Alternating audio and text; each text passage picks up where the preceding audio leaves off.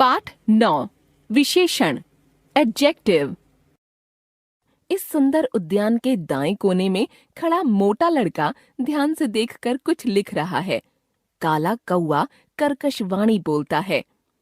आलसी चिड़िया चुपचाप बैठी है। 2 सफेद खरगोश फुदक रहे हैं। इस घड़े में पानी है। ठंडी ठंडी हवा चल रही है। बच्चों, आप जानते हैं ये रेखांकित पद संज्ञा हैं और रंगीन पद इन संज्ञाओं के बारे में कुछ विशेष सूचना दे रहे हैं। ये सूचना देने वाले पद ही विशेषण हैं। अतः हम कह सकते हैं संज्ञा या सर्वनाम की विशेषता बताने वाले शब्द विशेषण कहलाते हैं। विशेषण शब्द जिस संज्ञा या सर्वनाम की विशेषता बताते हैं उन्हें विशेष्य कहते हैं। उद्देश्य विशेषण। जब विशेषण पद संज्ञा से पहले प्रयुक्त होते हैं तो उन्हें उद्देश्य विशेषण कहा जाता है। जैसे उसने मीठा आम खाया, योग्य छात्र प्रथम आया। विधेय विशेषण। जब विशेषण पद संज्ञा के बाद प्रयुक्त होते हैं तो उन्हें विधेय विशेषण कहते हैं। जैसे यह आम मीठा है, यह बालक योग्य है। प्रविशेषण। वे शब्द जो विशेषण की विशेषता बताएं उन्हें प्रविशेषण कहते हैं। ये शब्द संज्ञा या सर्वनाम के बाद और विशेषण शब्दों से पहले लिखे जाते हैं। जैसे यह लड़की बहुत समझदार है। इस वाक्य में रंगीन पद बहुत समझदार विशेषण की विशेषता बता रहा है। अतः बहुत प्रविशेषण है। विशेषण के भेद। विशेषण गुणवाचक, संख्यावाचक, परिमाणवाचक, सार्वनामिक। गुणवाचक विशेषण। जो विशेषण शब्द संज्ञा या सर्वनाम के गुण, दोष, रंग, आकार, स्वाद, दशा, स्थान या देश आदि का बोध कराते हैं उन्हें गुणवाचक विशेषण कहते हैं। निम्नलिखित तालिका से समझें। गुण: उदार, दयालु, सुशील, विनम्र, सज्जन आदि। दोष: दुष्ट, कठोर, आलसी, बुरा आदि। रंग: गोरा, काला, लाल, हरा, पीला आदि। आकार: लंबा, गोल, मोटा, तिकोना, चौकोर आदि। स्वाद: खट्टा, मीठा, तीखा, कसैला, नमकीन आदि। दशा: स्वस्थ, बूढ़ा, बेचैन, रोगी, सूखा आदि। स्थान या देश: चीनी, भारतीय, देशी, विदेशी आदि। इन उदाहरणों को देखिए। छोटी कक्षा के छात्रों के साथ अच्छा व्यवहार करना चाहिए। मेरे भाई ने लाल गेंद के लिए जिद पकड़ ली। बूढ़े बाबा धीरे धीरे चल रहे थे। हमें देशी उत्पादों को बढ़ावा देना चाहिए। संख्यावाचक विशेषण। जो विशेषण शब्द संज्ञा या सर्वनाम शब्द की संख्या या गणना संबंधी विशेषता बताते हैं उन्हें संख्यावाचक विशेषण कहते हैं। जैसे पहली मंजिल, 4 आदमी, कुछ गायें, कम दर्शक आदि। संख्यावाचक विशेषण के 2 भेद होते हैं। निश्चित संख्यावाचक विशेषण।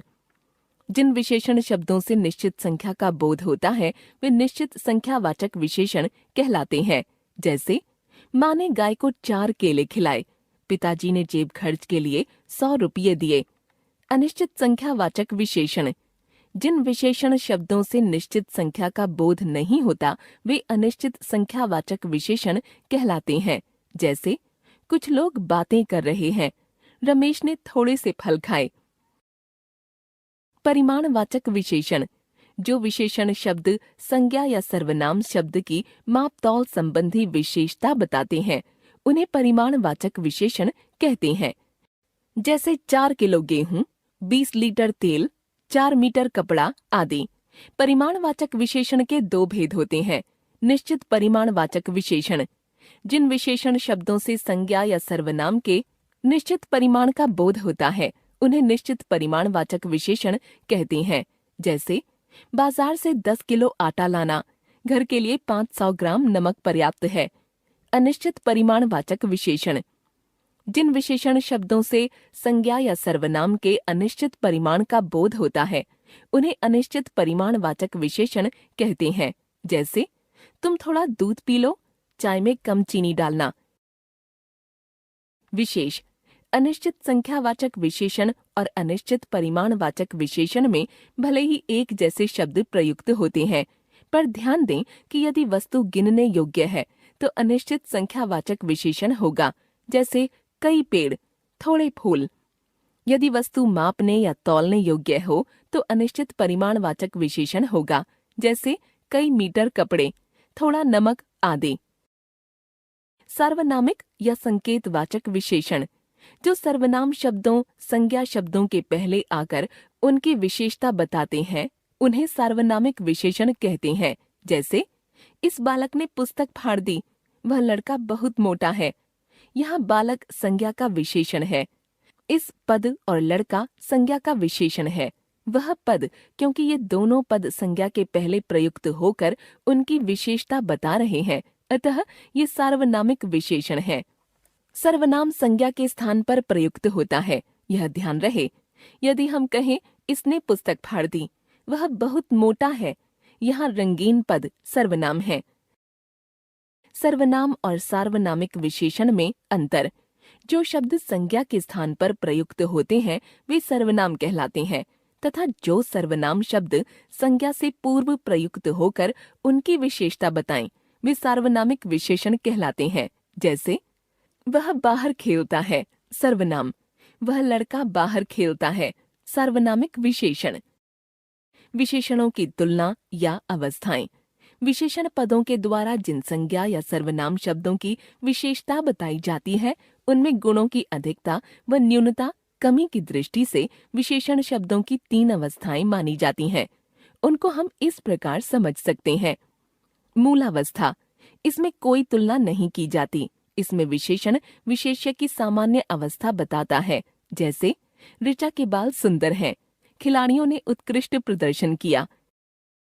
उत्तरावस्था, इसमें 2 वस्तुओं या व्यक्तियों की तुलना करके किसी एक को अच्छा या बुरा बताया जाता है।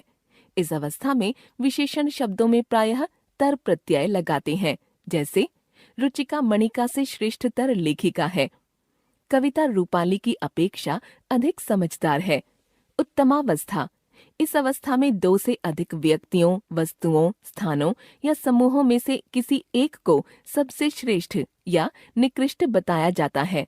इस अवस्था में विशेषण शब्द में प्रायः तम प्रत्यय लगाते हैं। जैसे स्पर्श कक्षा में सबसे अधिक बुद्धिमान है। रोहित ने कक्षा में उच्चतम अंक प्राप्त किए। विशेषण की तीनों अवस्थाओं के अन्य उदाहरण इस प्रकार हैं। मूलावस्था, उत्तरावस्था, उत्तमावस्था, लघु, लघुतर, लघुतम, मृदु, मृदुतर, मृदुतम, विशाल, विशालतर, विशालतम, न्यून, न्यूनतर, न्यूनतम, उच्च, उच्चतर, उच्चतम, श्रेष्ठ, श्रेष्ठतर, श्रेष्ठतम, सुंदर, सुंदरतर, सुंदरतम, कटु, कटुतर, कटुतम। विशेषण शब्दों की रचना। हिंदी में मूल रूप से विशेषण शब्दों की संख्या बहुत कम है। अधिकतर विशेषण शब्द संज्ञा, सर्वनाम, क्रिया, अव्यय आदि शब्दों में उपसर्ग अथवा प्रत्यय जोड़कर बनाए जाते हैं। कुछ मूल विशेषण निम्नलिखित हैं: अच्छा, बुरा, लंबा, छोटा, मोटा, बड़ा, गुरु, मधुर, नीला, पीला, सफेद आदि। संज्ञा द्वारा विशेषण बनाना। संज्ञा विशेषण: एक, दिन, दैनिक, धर्म, धार्मिक, मुख, मौखिक, पुराण, पौराणिक, नीति, नैतिक। ईय, भारत, भारतीय, राष्ट्र, राष्ट्रीय, स्थान, स्थानीय। ई, रोग, रोगी, सुख, सुखी, दुख, दुखी, लोभ, लोभी, भोग, भोगी, योग, योगी। आ, भूख, भूखा, भूल, भूला, मान, शक्ति, शक्तिमान, गति, गतिमान, कीर्ति, कीर्तिमान।